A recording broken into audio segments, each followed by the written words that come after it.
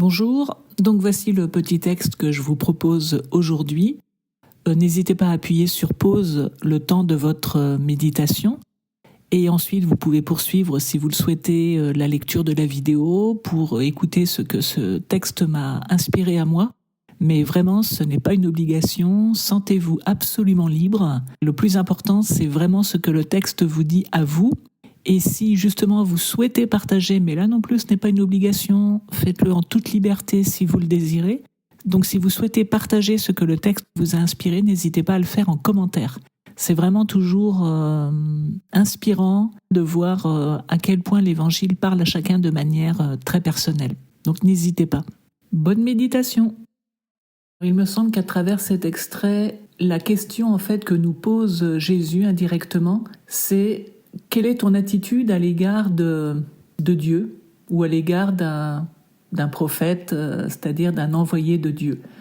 Est-ce que tu le regardes avec suspicion, avec un certain doute, avec un calcul, avec le désir d'avoir des preuves concrètes, etc. Ça serait un petit peu le cas ici des habitants de Nazareth qui, lorsque Jésus commence à parler de toute évidence de la part de Dieu, en tout cas ils reconnaissent une certaine grâce qui sortent de la bouche de Jésus, ils commencent, on voit sans doute, à douter un petit peu en disant: mais n'est-ce point-là le fils de Joseph? Sous-entendu, mais comment le fils de Joseph peut-il parler ainsi? Et ensuite Jésus, qui lit certainement dans leur cœur, devance probablement leur demande en disant: vous allez certainement me dire ce dicton, médecin, guéris-toi toi-même, et en gros me demander de faire la même chose que ce qui s'est passé à Capharnaüm. Bon, sous-entendu, on ne sait pas ce qui s'est passé à Capharnaüm parce que le texte ici ne le précise pas. Il dit juste, verset 14, que sa renommée se répandait par toute la contrée. Donc on peut supposer qu'il a fait des choses extraordinaires, mais en tout cas, Luc ne les raconte pas. C'est sous-entendu. Donc, il y a cette attitude-là, première attitude à l'égard de Dieu, d'une manière générale, à savoir le doute, la suspicion, la demande de preuves, etc.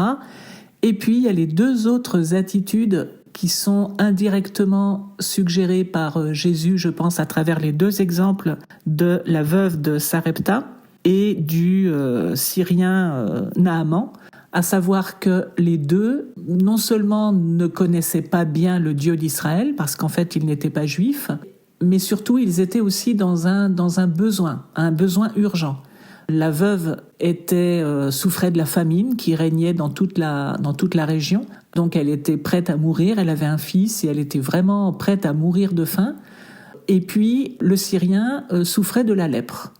Et donc tous les deux, si on reprend les textes qui correspondent au livre des rois, tous les deux, quelque part, ont fait confiance. On fait confiance à l'homme de Dieu qui venait chez eux et qui leur disait quelque chose. Ça n'a peut-être pas été immédiat d'emblée, mais globalement, ils ont fait confiance. Et du coup, la veuve de Sarepta a passé ce temps de famine sans mourir de faim. Et en plus, Élie a ressuscité son fils qui, à la fin de l'épisode décrit, était mort. Donc, il l'a ressuscité.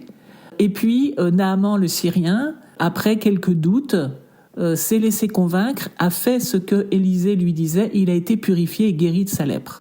Et donc les deux, en fait, avaient ce point commun de ne pas avoir d'idées préconçues sur Dieu, sur ce Dieu qu'ils ne connaissaient pas bien, de faire confiance à l'un de ses envoyés et d'avoir un besoin essentiel à satisfaire. Et en fait, je pense que c'est ça la clé d'une relation réussie, entre guillemets, avec Dieu, c'est-à-dire d'une relation fructueuse, à savoir avoir faim de Dieu, avoir envie d'être guéri par lui, c'est-à-dire sentir vraiment qu'on a besoin de lui pour aller mieux, pour être mieux, etc., et lui faire confiance. Voilà, être dans cette confiance, dans cette humilité aussi, en reconnaissant qu'on ne le connaît pas, en fait, et être dans cette simplicité qui a besoin. Voilà, une simplicité, une humilité qui a besoin, qui est dans un besoin existentiel, en fait. Et là, les choses peuvent se produire. Et là, ce qu'on voit dans l'épisode de Nazareth, mais ça va être aussi, en fait, tout ce qui va se passer au cours de l'Évangile, tout ce qui va être décrit dans les Évangiles, ça se résume en fait à ça, c'est-à-dire l'attitude à l'égard de Jésus. Une attitude de besoin, de confiance ou une attitude de suspicion, de calcul, de demande de preuves, etc. Et je pense que c'est la même question qui nous est posée. Dire quelle est notre attitude à l'égard de Jésus, quelle est notre attitude à l'égard de Dieu. Est-ce qu'on est dans le doute, la suspicion, le besoin constant de preuves, etc. Ou est-ce qu'on est dans une confiance simple avec la reconnaissance d'un besoin de lui.